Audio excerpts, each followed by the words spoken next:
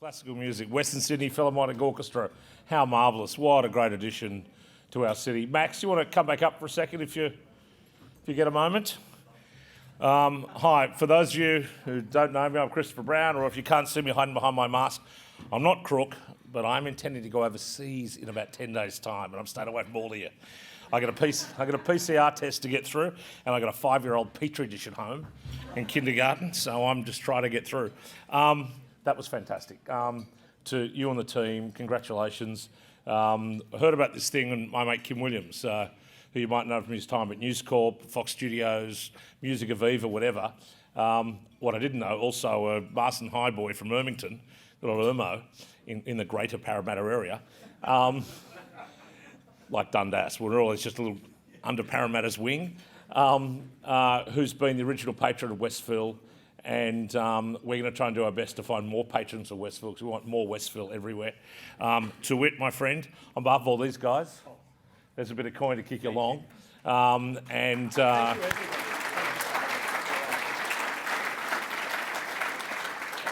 want to stretch from being a patron of the Bankstown Poetry Slam to Westville and all stops in between. Western Sydney has it all artistically. So to you and the team, congratulations, mate. May we see you everywhere. Thank you very much. Congratulations again.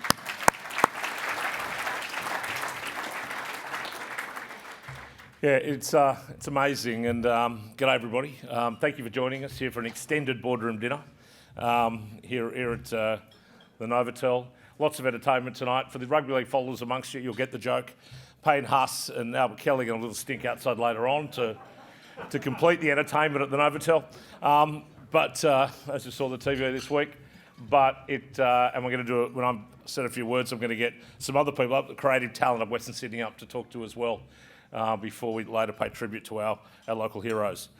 But I did want to, in our 7th year of the dialogue now, or as departmental secretaries or council GMs will know, in dog years, that's about 50, if you run in those roles. So we're 7 years old or 50 years old, it feels like. We've been able to do some great things Adam went through before and work with everybody on major pieces of infrastructure. But I think the thing that makes us feel best is what we've been able to do for a community.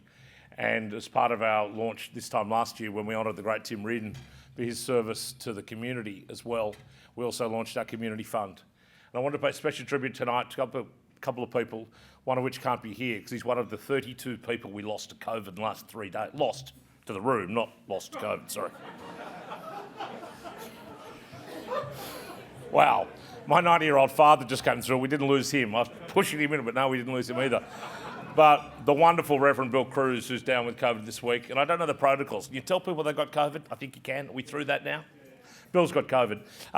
But the poor bugger was going to be here tonight, but the saintly work he does, including with his new food caravan at Liverpool and the work he's doing, and to particularly Dave Harding, who's been helping him greatly, and others. These are a range of organisations that we're getting involved with, and we'll continue to put the money we can put in.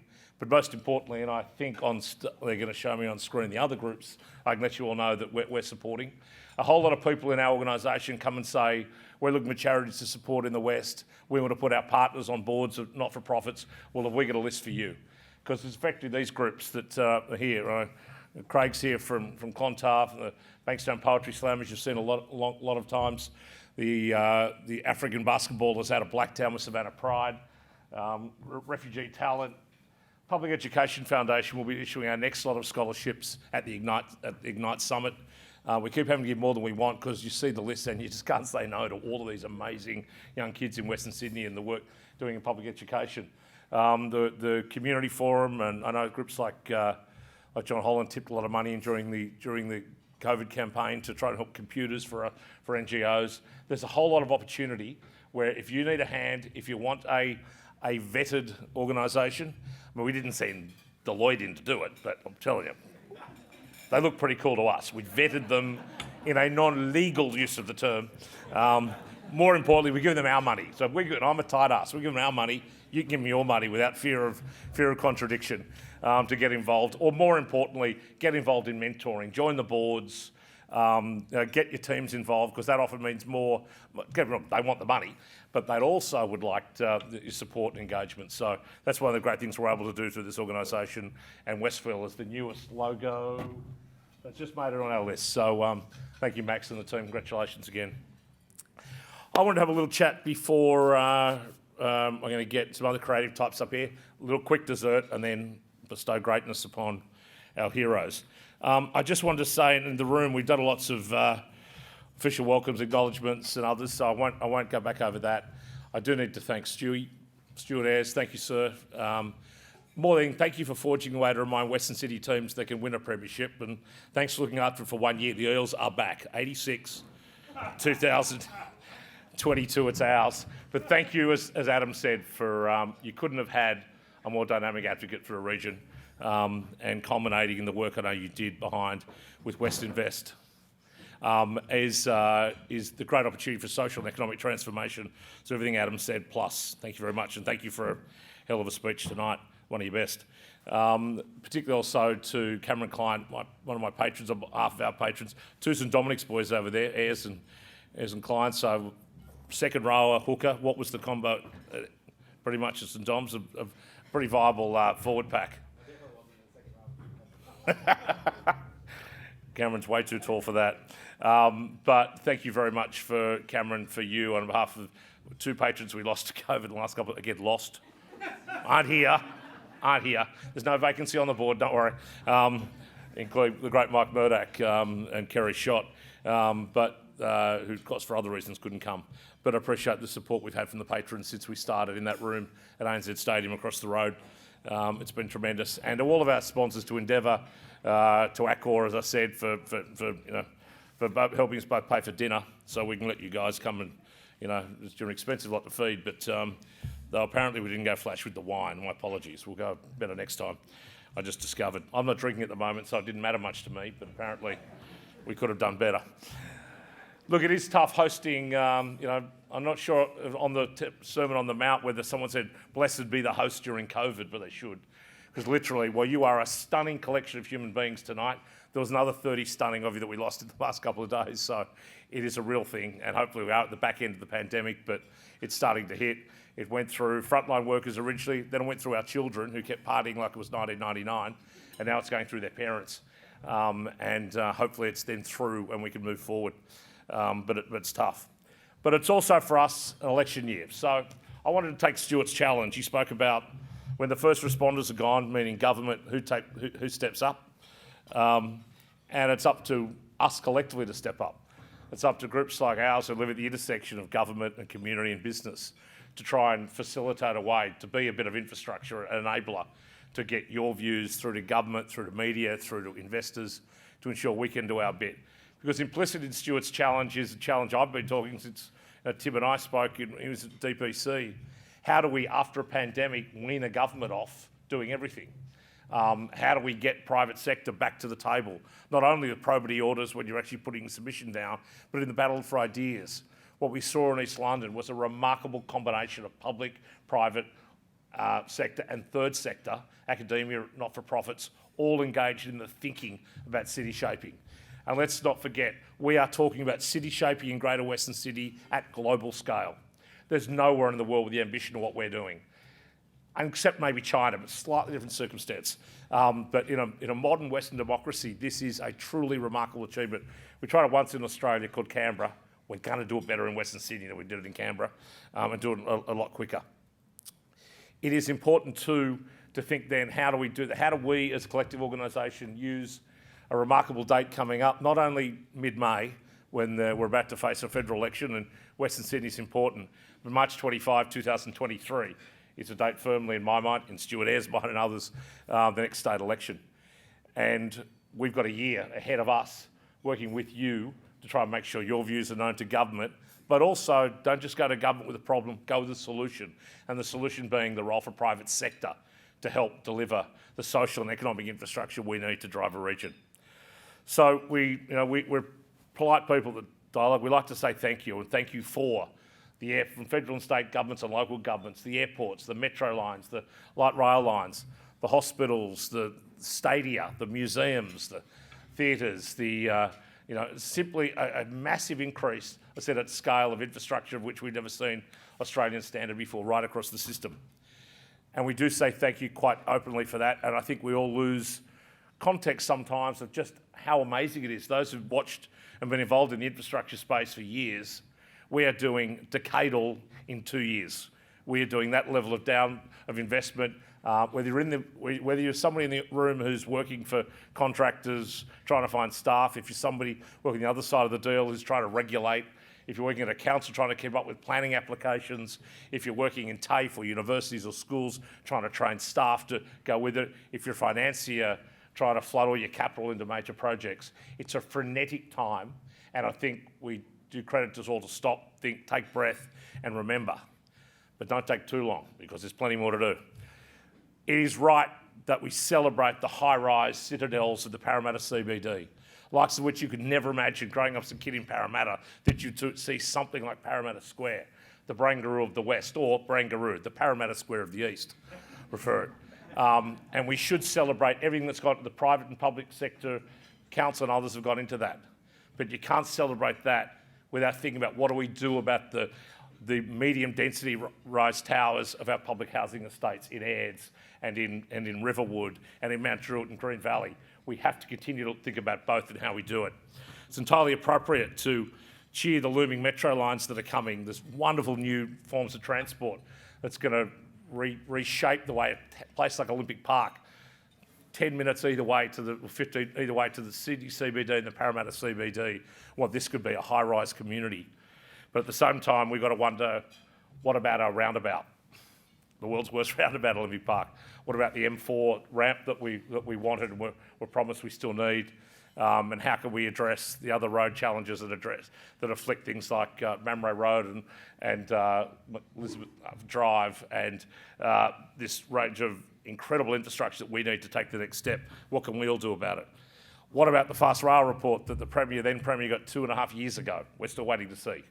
That Parramatta or Olympic Park, the centre of a fast rail system between Newcastle and Canberra and Wollongong, truly putting the central city at the centre of the greater Sydney metropolitan area. It's right to hail the WestConnex and Northern Road, as Stuart said, and the M4 improvements. But what about our Castlereagh connection? It's been a dotted line on the old Gregory's. If you're old enough to remember what a Gregory's is, you're as old as me, the old road maps. It's been a dotted line there for 50 plus years. It's time we built it. Yes, we are backing Stuart in to get a dam wall higher. We need the dam, D-A-M, not dam, wall higher. But we also need evacuation routes. We also need water recycling that Rock and his team are leading, so we don't need the wall to keep as much water behind. It's a three-way process. We're absolutely right to cheer on the massive investment in hospital infrastructure we've seen at Blacktown, at Westmead, in recent times, at what's happening at Liverpool and Campbelltown. But again, when Campbelltown round 2 opens, it's going to be full on day one, so we cannot rest on our laurels. And where is our Bankstown CBD hospital we've been promised? The Premier promised here, we wrote to him today, promised us here at Boomtown, and this just across the road at the stadium, and we want to see that being built downtown where it needs to be, where people like Bankstown can access it, and we can help drive a community that needs that level of investment. We can be proud as even James Roos High, the best high school in the Southern Hemisphere, bar none. 300 metres from my old school and 300 places on my school website from my old school. But my brother went there, he's much smarter than me. We can be proud of the magnificent now tall Arthur Phillip High that his team preside over. We can be proud of the new Meadowbank and Kingswood integrated TAFEs and schools. But we can be ashamed of what the latte line says about educational achievement either side of that diagonal line. We cannot rest until we fix that and ensure that all the kids in Western Sydney get access to that level of education. And that they can aspire to go to now not only Western Sydney Uni, but UTS and Sydney Uni and UNSW and Wollongong, once coming to the Aerotropolis. The amount of universities that are focusing on our city has been a remarkable turnaround, but we need to do more. We cannot leave TAFE as the poor relation in tertiary education, and we've got to make it sexy to have a TAFE degree as it is to have a university degree, and we've got to have the feds help students pay fee relief for students in TAFE as well as universities. We will cheer on the Eels at Combank Stadium, the magnificent new stadium, and even at the new Panther Stadium, that somehow the member for Penrith, Minister for Sport, managed somehow to convince his government to build a new stadium for the championship-winning Panthers, which is marvellous.